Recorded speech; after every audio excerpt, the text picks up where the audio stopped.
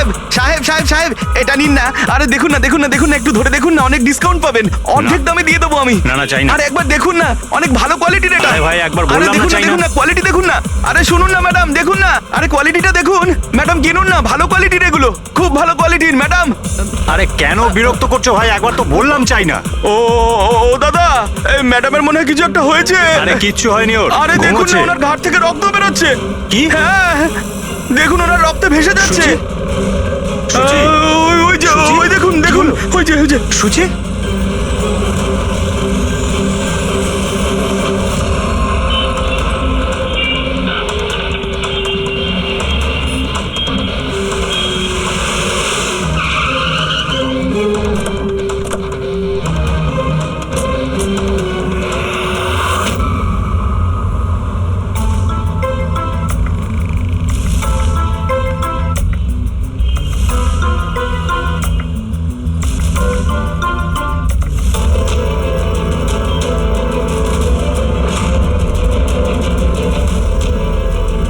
অনেক রক্ত বেরিয়েছে, মনে হচ্ছে গুলি অনেকক্ষণ আগে চলেছে।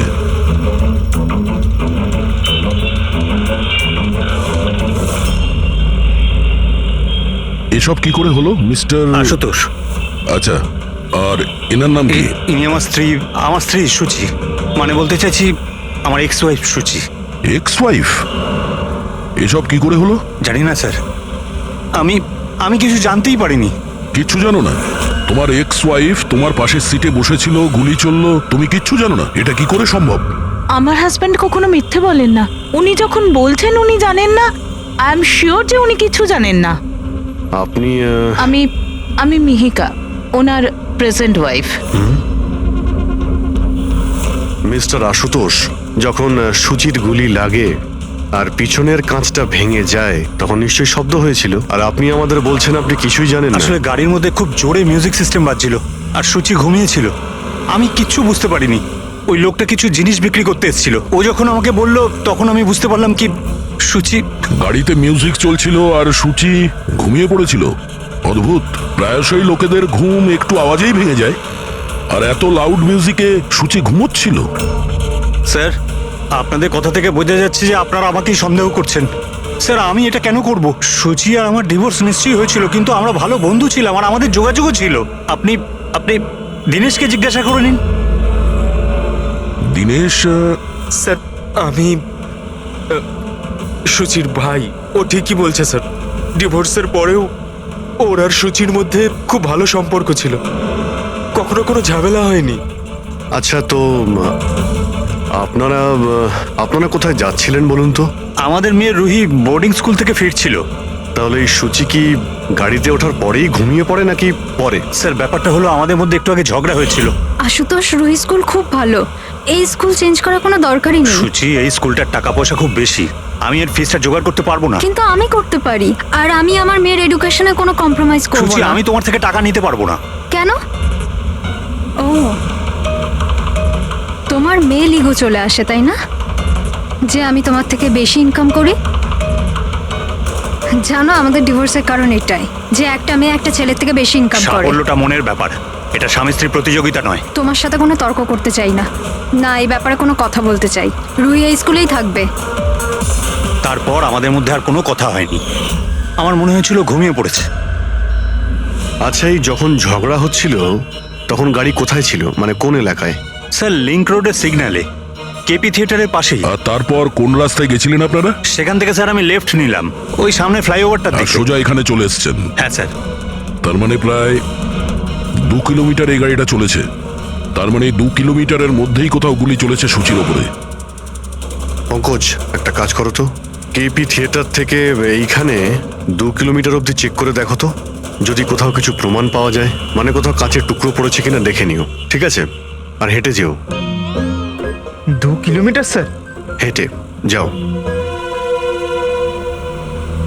গুলিটা অদ্ভুত অ্যাঙ্গেল থেকে লেগেছে, এই নিচে, মানে গুলিটা উপর থেকে নিচে এসেছে, মানে যে গুলি চালিয়েছে তার হাত উঁচু করতে হয়েছে ফায়ার করার সময়।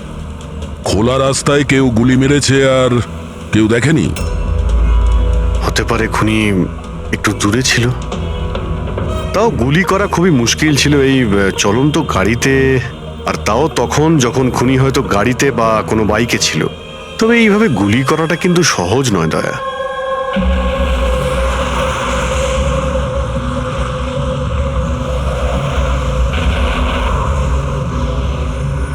রাস্তায় কোথাও গাড়ি দাঁড় করিয়েছিলে তুমি? সিগন্যালে দাঁড়িয়েছিলাম একবার, ব্যাস, আর কোথাও নয়। যদি সিগন্যালেও কেউ গুলি চালায় কিংবা অন্য কোথা থেকেও যদি গুলি চালায়, তাহলে এম করার সময় তো টাইম লাগবে। তাহলে কেউ গুলি মারতে কাউকে দেখলো না কি করে?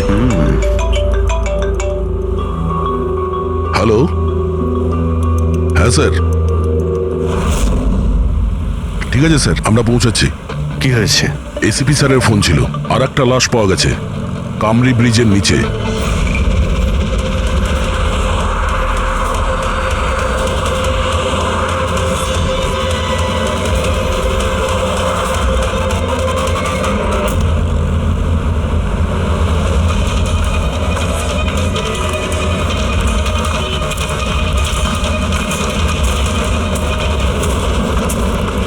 হ্যাঁ দয়া, স্যার, আপনি জানলেন কি করে এই লাশটার কথা? লোকাল পুলিশের কাছে আশেপাশের লোক কমপ্লেন জানিয়েছে। 2 ঘন্টা আগেই লাশ দেখেছে। মাথার পিছনে একটা চোট আছে আর পিঠের পিছনেও একটা গুলির চিহ্ন আছে।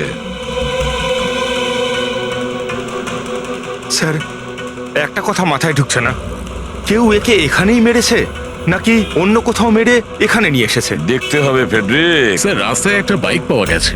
আমার মনে হচ্ছে এই লোকটারই বাইক হবে।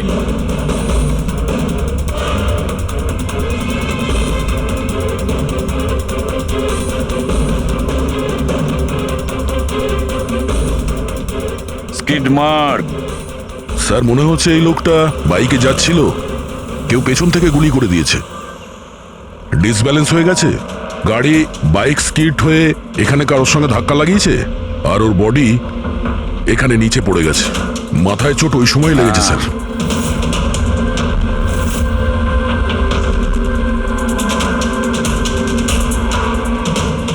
স্যার, হ্যাঁ, কিছুতেই বুঝতে পারছি না এই লোকটা কে। এর কোনো রকম আইডেন্টিফিকেশন নেই। আমি মিসিং পার্সনস ব্যুরোতে জিজ্ঞেস করে দেখব কি? ফেডরিক, এত তাড়াতাড়ি কেউ মিসিং পার্সনস ব্যুরোতে রিপোর্ট করে না। একটা কাজ করো, আরটিওতে গিয়ে এই বাইকের রেজিস্ট্রেশন চেক করো। ওখানেই সমস্ত ডিটেলস পাওয়া যাবে যে মালিক কে। ওই কেসটার ব্যাপারে কি হলো কিছু জানতে পারলে? না স্যার, খুব অদ্ভুত কেস। বুঝতে পারছি না গুলি কে চালিয়েছে আর কোথা থেকে। পুরো এলাকাটা খুঁজে দেখেছি স্যার, কিন্তু কিচ্ছু পাইনি। ট্রাফিক পুলিশরা কি বলছে? স্যার, ট্রাফিক পুলিশ, ওখানে দোকানদার যারা দাঁড়িয়ে ছিল তাদের সবাইকে জিজ্ঞেস করেছি, কেউ খুনির ব্যাপারে কিচ্ছু জানে না। তাহলে সূচির ওপর গুলি চললো কোথা থেকে?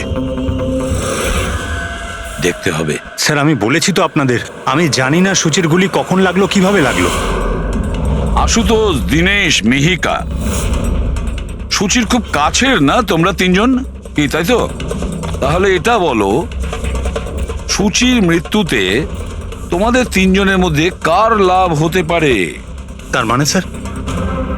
স্যার, আমরা ওকে কেন মারতে যাব?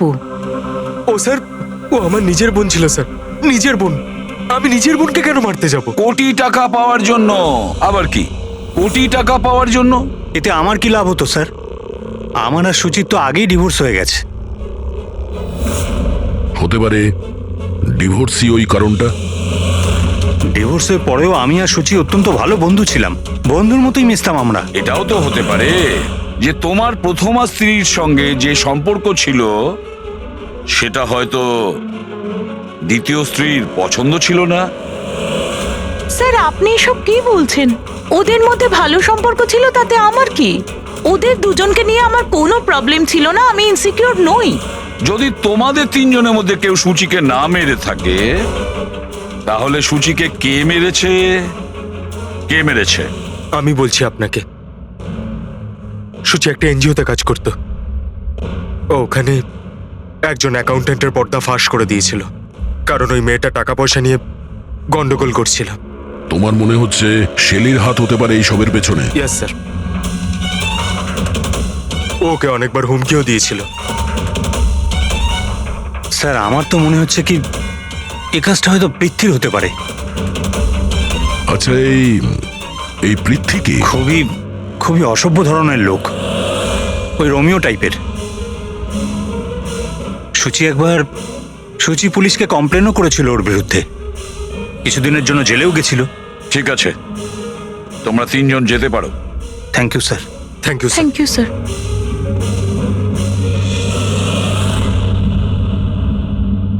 স্যার, তিনজনকেই বিশ্বাস হচ্ছে না।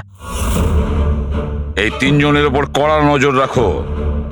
আর দয়া, স্যার শেলি আর পৃথ্বী, ওদের দুজনকে বিউরোতে ডাকো। স্যার, হ্যাঁ, আরটিও থেকে বাইকের মালিকের খবর পেয়ে গেছি। স্যার পৃথ্বী আর শেলির ফোন আনরিচেবল আসছে, তাই আমি ফ্রেডিকে বলেছি ওদের মোবাইল ফোনটা ট্রেস করতে।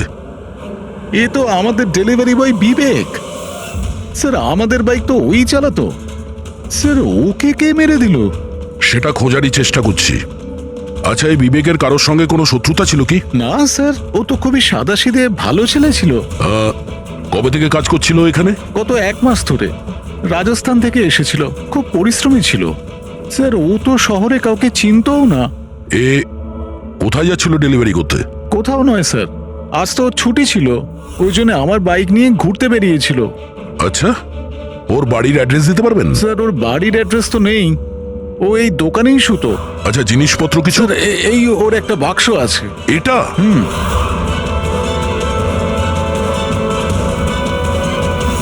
স্যার, এই লোকটার বক্স আর সবকিছু চেক করলাম, তাতেই সার্কাসের প্যাম্পলেট ছাড়া কিছুই পেলাম না। হয় ও সার্কাস খুবই পছন্দ করত, না হলে নিজের ফ্রি টাইমে প্যাম্পলেট বানিয়ে টাকা রোজগার করত। এটা এমন একটা মার্ডার যাতে কোনো সাসপেক্টই নেই। আচ্ছা, বিবেকের মতো এই ধরনের গরিব লোকদের মেরে কার কি লাভ হতে পারে? সেটাই তো। আর ওদিকে সূচি, দ্বিতীয় মার্ডার, যারা সন্দেহের তালিকায় অগণিত। তাদের মধ্যে যে কেউ গাড়ির সামনে গিয়ে গুলি করে মারতে পারে সূচিকে। না বস, আই এম সরি বাট আমি তোমার সঙ্গে একমত হতে পারছি না। কোন কথা? সেটা এই যে কেউ একে পাশ থেকে গুলি করেছে। তার মানে? স্যার তার মানে এটা। আরে এটা তো রাইফেলের গুলি। হ্যাঁ স্যার, আর এই গুলিটা সূচির গলায় এই এদিকে এখানটা আটকে ছিল। গুলি রাইফেল থেকে চললে তো অনেক দূর থেকে চালানো হয়েছে। হ্যাঁ একদম ঠিক, দূর থেকেও আর উঁচু থেকেও, এইসব আমি বলছি। এই দেখো বস, 50 ডিগ্রি অ্যাঙ্গেল থেকে সূচিকে গুলি করা হয়েছে। গুলি এখান থেকে এসেছে, কারের কাঁচের জানলা ভেঙেছে আর গিয়ে এর গলায় লেগেছে। এই গুলি যে অ্যাঙ্গেল থেকে চলেছে ডক্টর, কত দূর থেকে চলেছে এই গুলিটা? এই ধরো 70 ফিট দূর থেকে। তার মানে কোনো উঁচু বিল্ডিং থেকে চালানো হয়েছে। সে তৈরি হয়ে বসেছিল বিল্ডিং এর ওপরে গুলি চালানোর জন্য। একটা কাজ করো, ওই এরিয়ার ম্যাপটা বের করো। গুলি গাড়ির বাঁদিক থেকে এসেছিল, আর বাঁদিকে প্রায় অনেকগুলোই এরকম বিল্ডিং আর হাই রাইজ টাওয়ার আছে স্যার। যে জায়গায় ওদের দুজনে ঝগড়া হয়েছিল সেখান থেকে সূচির লাশ যেখানে পাওয়া গেছে, তার মধ্যে প্রায় 15 থেকে 20টা টাওয়ার আছে। এর মধ্যেই কোনো একটা বিল্ডিং থেকে গুলি চালানো হয়েছে।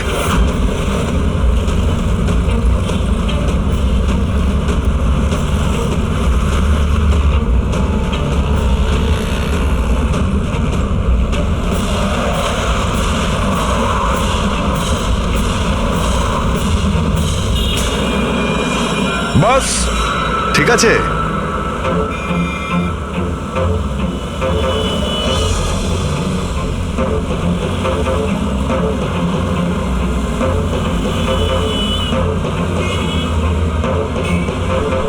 এই অভিজিৎ স্যারের হাতে ওটা কি? মার কাছে ফ্রেডি, ঠিক সেই হাইটে যে হাইটে সূচির গুলি লেগেছিল। আর আমার হাতে এই ডিজিটাল ডিস্টেন্স রিডার আছে। এর থেকে এই লেজার লাইট যদি ওই মার্কেট ঠিক যায়, তাহলে তার মানে গুলি এখানে এই বিল্ডিং থেকেই চালানো হয়েছে। সব মাথার উপর দিয়ে গেল। ঠিক আছে, এটা এখনই করে দেখছি। হ্যাঁ দয়া, আমি তৈরি। ওকে। অভিজিৎ, একটু ডান দিকে এসো, ডান দিকে। হ্যাঁ, ঠিক হালকা আছে। হ্যাঁ একটু বাঁদিকে। ব্যাস ব্যাস ব্যাস, ঠিক আছে। একটু পেছনে, একটু পেছনে।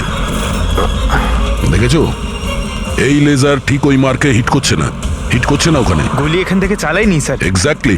আরে স্নাইপারের কাছে অত সময় ছিল না নিশানা ঠিক করার জন্য যখন ও সূচিকে গুলি চালিয়েছিল। একটা কাজ করি, অন্য কোনো বিল্ডিং এ যাই। ঠিক আছে, চলো।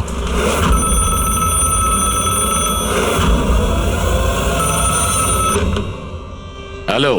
হ্যাঁ হ্যালো, আচ্ছা এটা কি ফ্যান্টাসি সার্কাস জয়পুর রাজস্থানের অফিস? হ্যাঁ ঠিকই, বলুন। দেখুন, আমি মুম্বাই সিআইডি থেকে এসিপি পদ্মমান বলছি। আপনার ওখানে কোনো বিবেক নামে কেউ কাজ করতো? হ্যাঁ হ্যাঁ, বিবেককে আমি চিনি তো। ও এই সার্কাসেই কাজ করতো। কেন, কি হয়েছে? কি কাজ করতো বলতে পারবেন আপনি?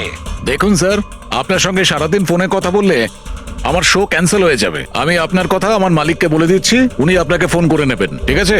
হ্যালো,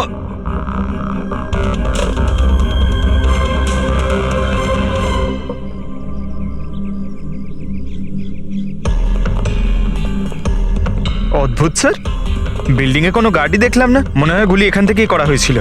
দেখছি। হ্যাঁ অভিজিৎ, রেডি আছো?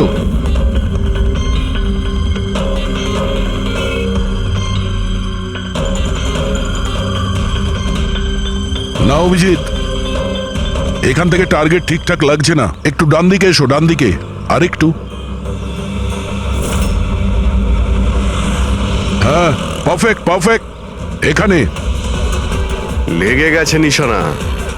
তার মানে হলো সূচি এখানেই ছিল যখন ওর গুলি লাগে। পঙ্কজ, ফ্রেডি, একটু আশেপাশে দেখো ওই স্নাইপার কোনো প্রমাণ ফেলে গেছে কিনা। কিন্তু ভাই দয়া, এখানে তো কোনো স্পিড ব্রেকারও নেই। সে এমন কোন স্নাইপার হবে যে ওই বিল্ডিং এ বসে এত দ্রুত যাওয়া কোনো গাড়িতে নিশানা লাগাবে যেটা সূচির ঘাড়ে গিয়ে লাগবে? হ্যাঁ এটা তো সত্যি। আশুতোষ, যখন তোমার গাড়িটা এখানে ছিল, হ্যাঁ তখন কোনো কারণে তোমার গাড়িটাকে স্লো করতে হয়েছিল কিংবা দাঁড় করাতে হয়েছিল, কিছু মনে আছে? হ্যাঁ স্যার, আমি যখন ড্রাইভ করছিলাম তো গাড়ির সামনে একটা ভিখারি এসে গেছিল আর আমায় ব্রেক করতে হয়েছিল। ভিখারি? হ্যাঁ কি হলো? এইদিকে কিচ্ছু নেই স্যার। কিছু নেই? ওদিকেও কিছু নেই স্যার। ওই ভিখারি দেখতে কেমন ছিল? স্যার, ওর এক হাতে তো একটা ক্রাচ ধরা ছিল, অন্য হাতে লাল পোটলা, গলায় গামছা আর মাথায় অর্ধেক টাক ছিল। অভিজিৎ, এই ফ্লাইওভারের নিচে অনেক ভিখারি থাকে, ওদের মধ্যে কেউ একজন হবে। হ্যাঁ আমি শুনলাম আশুতোষ যা বললো ভিখিরির ব্যাপারে। আমি নিচে গিয়ে দেখছি। এই কে তোমরা? কাকে জিজ্ঞেস করে ওপরে এসছো? তুমি এখানকার ওয়াচম্যান? ডিউটিতে কেন ছিলে না? আমার ইচ্ছে। এই তোমরা কি আমাকে ডিউটি শেখাচ্ছ? সিআইডি। সিআইডি? জানো তোমার জন্য এখানে একজন মহিলার খুন হয়ে গেছে? আমার জন্য খুন? কেউ এই ছাদ থেকে একজন মহিলাকে নিচে গুলি মেরেছে, কি জানো ওই ব্যাপারে?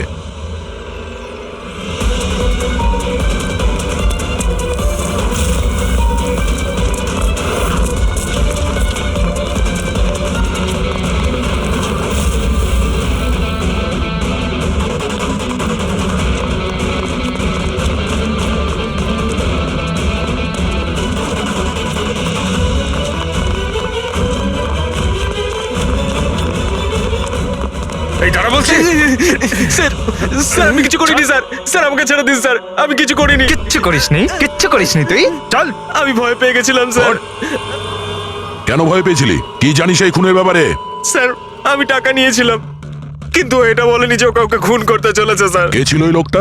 আগে কোনোদিনও দেখিনি স্যার। ও বলেছিল যে ও বিল্ডিং এর ছাদে গিয়ে ওর গার্লফ্রেন্ডকে প্রপোজ করতে চায়। স্যার ও 2 ঘন্টার জন্য 15,000 টাকা দিয়েছিল স্যার। আমি তো এত টাকা এক মাসেও কামাইনি স্যার কোনোদিনও। স্যার ও হেলমেট পরেছিল আর চোখে চশমাও ছিল।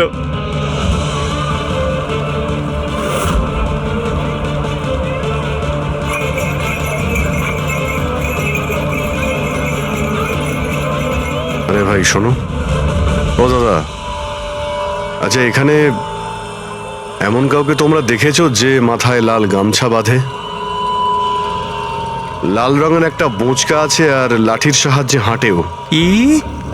আরে দাদা শোনো, এমন কাউকে দেখেছো যে মাথায় লাল রঙের গামছা বাঁধে, লাল রঙের একটা বোঁচকাও রাখে আর খুঁড়িয়ে খুঁড়িয়ে হাঁটে? দেখোনি?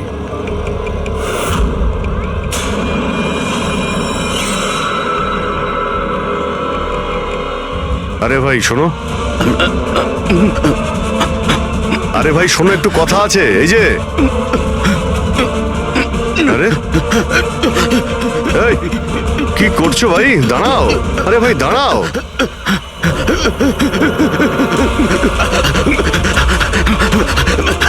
আরে আমি কিছু করিনি, আমার কাছে কোনো টাকা পয়সা নেই, আমি কোনো কিছু চুরি করিনি, আমি একজন ভিখারি। আরে ছেড়ে দাও তুই আমাকে। ল্যাংড়া সাজার নাটক করছিস? তুই জানিস ল্যাংড়াদের কতটা কষ্ট হয়? আরে কতবার করে বলবো, আমার কাছে কিছু নেই, আমি রাস্তার ভিখারি, আমি সত্যি বলছি। এই, তুই সেদিন ইচ্ছে করে লাল গাড়ির সামনে পড়েছিলি না? কোন লাল গাড়ি? আমি কোনো লাল গাড়ির সাথে আসেনি তো। স্যার এটা কি গুন্ডামি হচ্ছে? আপনি ওকে ছেড়ে দিন, এটা কিন্তু ঠিক হচ্ছে না, আমি বলে দিচ্ছি কিন্তু। এই, সর। আমি সিআইডি থেকে। আরে আমি কোথায় পালাচ্ছিস? ভদ্রভাবে বলে দে, না হলে আমি রেগে গেলে কিন্তু এর ফল খুবই খারাপ না হবে। স্যার, আপনি যদি সত্যি সিআইডির লোক হন, আমি সব বলছি। একটা লোক আমাকে টাকা দিয়েছিল এসব করার জন্য, আর ও বলেছিল যে যখনই একটা লাল গাড়ি আসবে তার সামনে পড়ে যেতে, তাই আমি করেছিলাম স্যার। তুই কি করে জানলি যে লাল গাড়ি কখন আসবে? ওই ছাদে একটা লোক দাঁড়িয়ে আমাকে ইশারা করছিল, ওই রকমই। ও যে ইশারা করবে আমি তখনই লাল গাড়ির সামনে উল্টে পড়ে যাব। প্ল্যান ছিল স্যার। জানিস একটা মহিলার খুন হয়ে গেছে তোর এই প্ল্যানের জন্য? সাহেব আমাকে ক্ষমা করে দিন, দেখুন আমি রাস্তার একজন ভিখারি। ঠিক আছে, তুই এটা বল ওই লোকটা দেখতে কেমন ছিল? ওই স্যার, ও হেলমেট পরেছিল, মোটরসাইকেলে এসেছিল, আমি তো ওর মুখটা দেখতেই পাইনি। আরে ভাই কিছু তো দেখেছিলি, কিছু তো শুনেছিলি।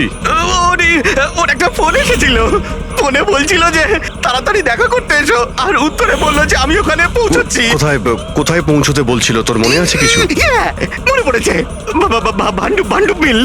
ভান্ডুপ মিল। ভান্ডুপ মিল। আচ্ছা ঠিক আছে, ঠিক আছে, ফিরে এসো, আমি স্যারকে ইনফর্ম করছি। Okay sir. হ্যাঁ অভিজিৎ ভান্ডুপ মিল থেকে ফিরে আসছে। ও বলছে যে মিল একদম ফাঁকা পড়ে আছে, কোনো প্রমাণই ওর হাতে পড়েনি। খুনি তো ওখান থেকেই পালিয়ে গেছে। হতে পারে অভিজিৎ পৌঁছানোর আগেই ওখান থেকে ও পালিয়ে গেছে। পঙ্কজ। হ্যাঁ স্যার।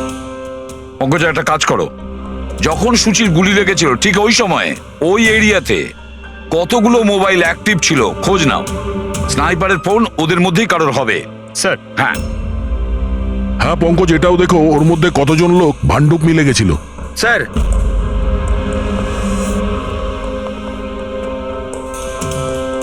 স্যার এ হলো শৈলী, এনজিওর অ্যাকাউন্টেন্ট। সুচি একটা এনজিওতে কাজ করত, ওখানে একজন অ্যাকাউন্টেন্টের পর্দা ফাঁস করে দিয়েছিল। আর এ হলো পৃথ্বী, যার বিরুদ্ধে সুচি রিপোর্ট লিখিয়েছিল।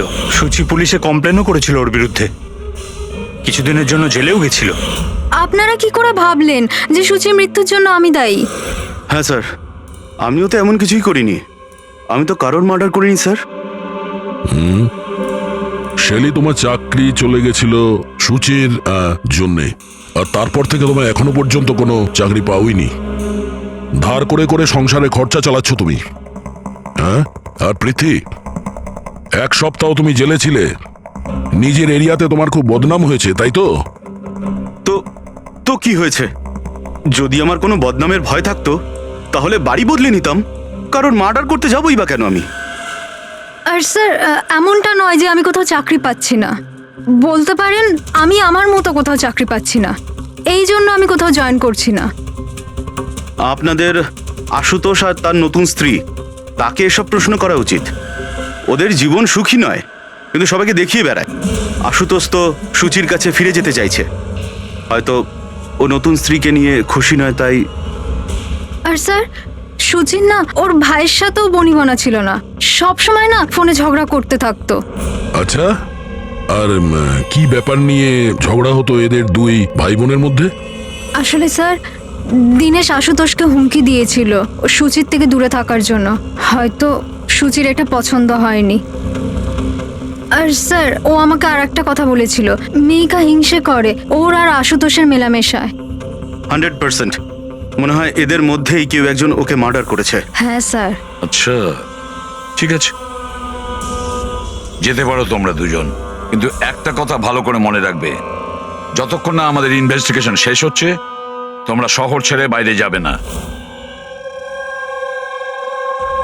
এই কেসে কারোর কথার উপর ভরসাই করতে পারছি না স্যার, মনে হচ্ছে সবাই মিথ্যে কথা বলছে। হ্যাঁ, সে যেই হোক খুব বড় প্ল্যানিং করেছিল, প্রথমে ভিখারিকে টাকা দিয়েছে, একটা ওয়াচম্যানকে হায়ার করেছে, আর তারপরে স্নাইপারকে হায়ার করেছিল।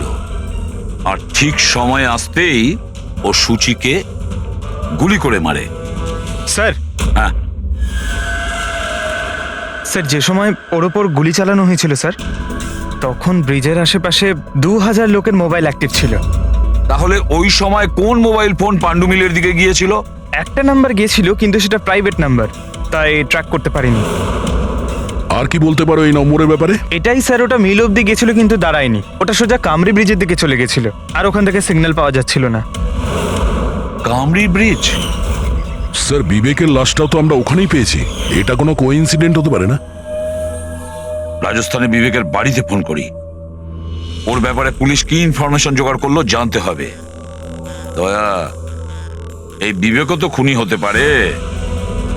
কেউ বিবেককে খুন করে দিয়েছে? একজন খুনির খুন? অনেক কিছুই হতে পারে ফেডরিক, এই কেসে অনেক কিছু হতে পারে।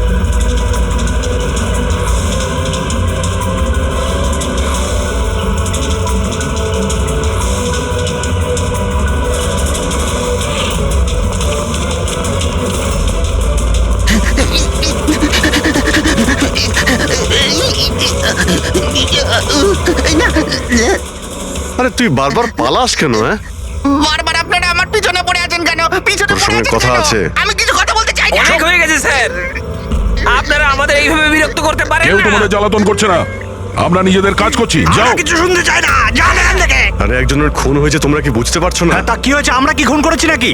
হ্যাঁ, আমরা গরিব মানুষ, ভিক্ষা করে খাই, তার মানে কি আপনারা আমাদের উপর দোষ দিয়ে দেবেন? হ্যাঁ, দেখুন না। কি করছিস? এই, দাঁড়া। অভিজিৎ, তুমি ঠিক আছো?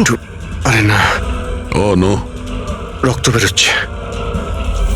কি করলে তোমরা? হ্যাঁ, এই দেখ, এই লোকটা টাকা দিয়েছিল তোকে। স্যার, ও মারা গেছে? হ্যাঁ, ও মারা গেছে। ভালো করে দেখ, এটা কি সেই লোকটা যে তোকে গাড়ির সামনে করতে বলেছিল? একটু জুম জুম করুন।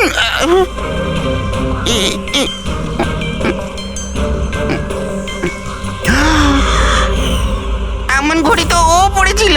হতে পারে যে লোকটা একে টাকা দিয়েছে সেই প্রমাণটা লোপাট করার জন্য ওকেও মেরে দিয়েছে। চালায় বললাম আমি, ধরেছে তো ছাড়তে হ্যাঁ, পঙ্কজ। চাইছে না। হ্যাঁ, আচ্ছা। ও, ঠিক আছে, ঠিক আছে, ওকে ওকে, থ্যাংক ইউ। পঙ্কজের ফোন ছিল, বলছিল যে বিবেক রাজস্থানে কোনো সার্কাসে কাজ করত, নিশানাবাদ ছিল।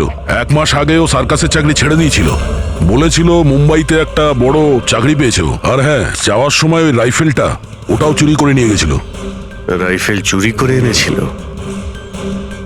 হয়তো সুচির সুপারি নিয়ে এখানে এসেছিল, আর দোকানে এই জন্য কাজ করতো যাতে ওকে কেউ সন্দেহ না করে। হ্যাঁ, আর এই পুরো ষড়যন্ত্রের যে মাস্টার মাইন্ড, সে নিশ্চয়ই রাজস্থানে গেছিল বিবেককে সুপারি দেওয়ার জন্য। কে হতে পারে এই মাস্টার মাইন্ড, যাকে চোখের সামনে দেখেও ধরতে পারছি না?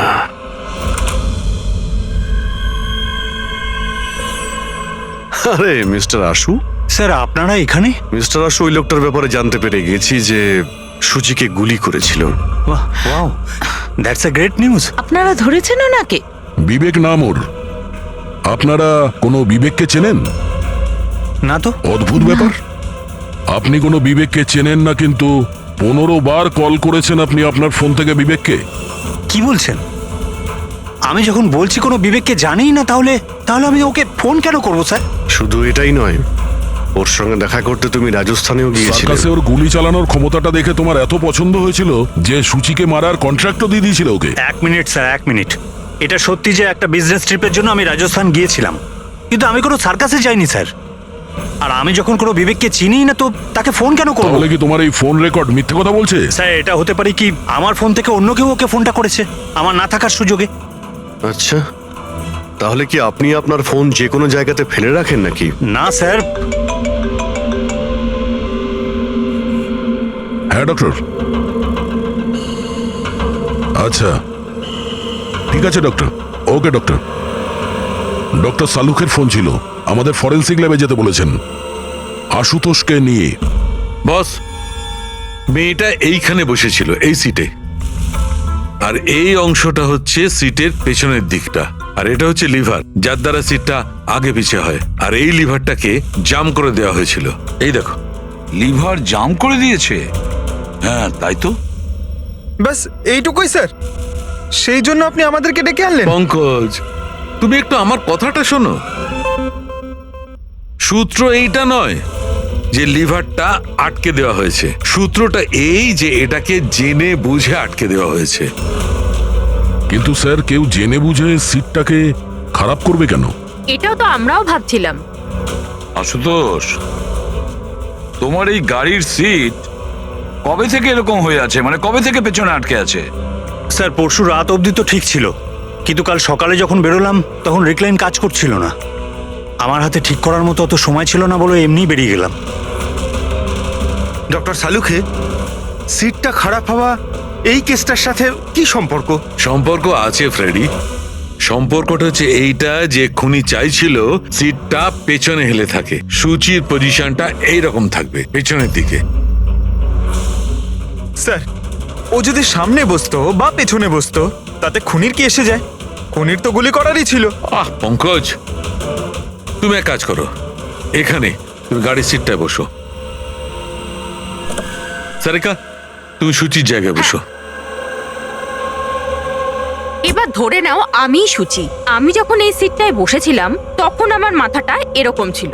বস, সূচির এইভাবে বসার সুবিধাটা খুনি তখনই পাবে যখন ওর এম সূচি নয়, ড্রাইভিং সিটে বসা লোকটি হবে, মানে আশুতোষ হওয়ার কথা। কিন্তু আশুতোষকে কোনো কারণে খুব ব্রেক চাপতে হয়, ব্রেকের কারণে ঝটকা লাগে, আর সেই ঝটকায় সূচি ঝুঁকে যায়।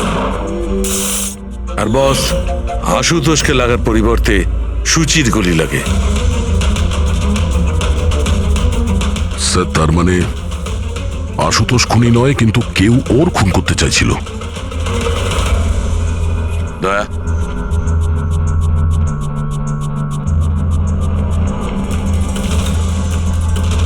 আশুতোষ। হ্যাঁ স্যার। তুমি একটা কথা বলো, তোমার কি কোনো শত্রু আছে? এমন কোনো শত্রু যে তোমাকে প্রাণে মেরে ফেলতে চায়? ভেবে চিনতে বলো, ভাবো। না স্যার, আমার কারোর সাথে কোনো শত্রুতা নেই। না আশুতোষ, কেউ তো নিশ্চয়ই হবে যে তোমাকে প্রাণে মেরে ফেলতে চায়, তোমার সিটের লিভারটা জাম করে দিয়েছে। না স্যার, এটা তো হতেই পারে না, কারণ এই গাড়িটার একটাই মাত্র চাবি, আর সেটা সবসময় আমার কাছেই থাকে। আমি তো কিছুই বুঝতে পারছি না আমি স্যার, যে এসব কি করে হলো। কোনো ব্যাপার নয় আশুতোষ, ও যেই হোক না কেন আমরা খোঁজার চেষ্টা করব যে কে তোমাকে মারার চেষ্টা করছে। ঠিক আছে, চলো যাই, চলে এসো। হ্যাঁ স্যার। স্যার স্যার আমরা আশুতোষকে ছেড়ে দিলাম কেন? খুনি যদি আবার ওর উপর আক্রমণ করে তাহলে? দেখে যাও তুমি পঙ্কজ, এবার আমরা আশুতোষের প্রতিটা মুভমেন্ট ট্র্যাক করব, সব কথা আমরা শুনতে পাবো। স্যার সেটা কিভাবে? দয়া যে ট্রান্সমিটার বাগ লাগিয়ে দিয়েছে।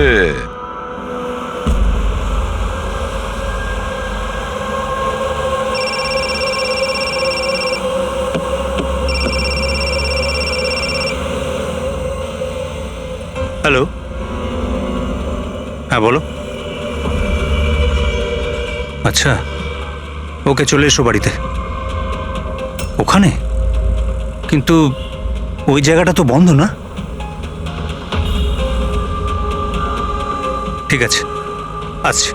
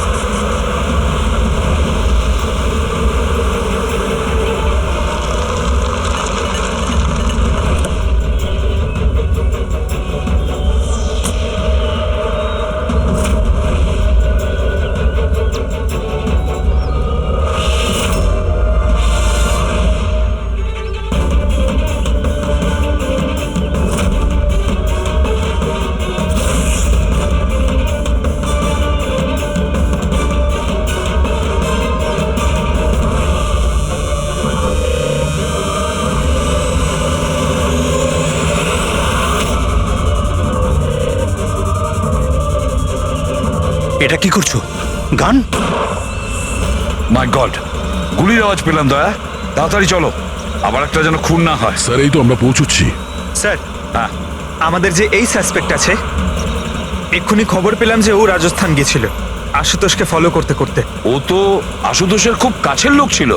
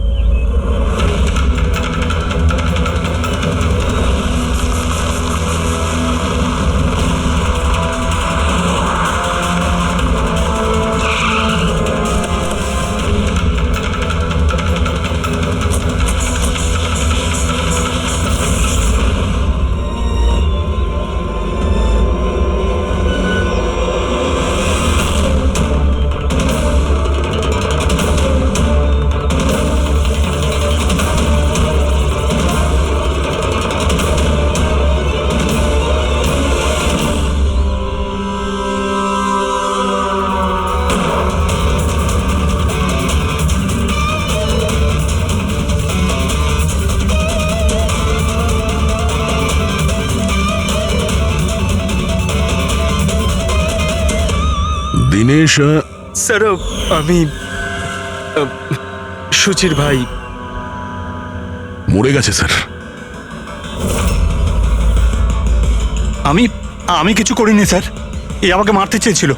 এই এই আমায় মারতে চেয়েছিল। কেন মারতে চেয়েছিল এ?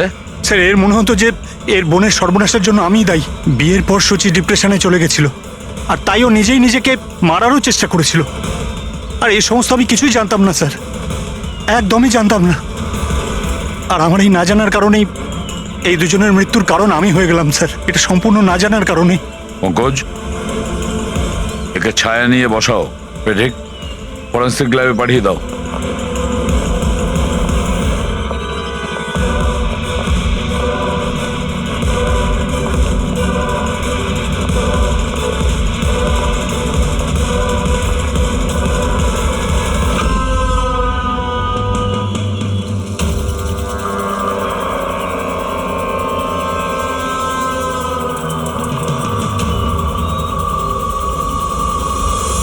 গল্পে একটা নতুন টুইস্ট। আশুতোষ,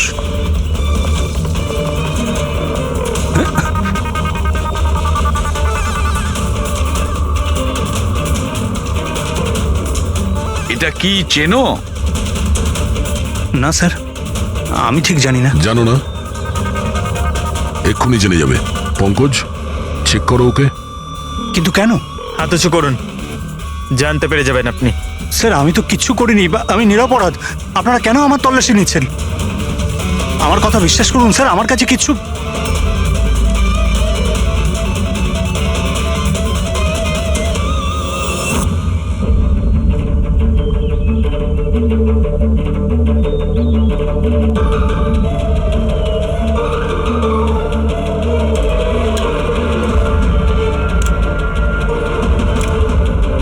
স্যার, এই নিন ও, রাবার বুলেটস।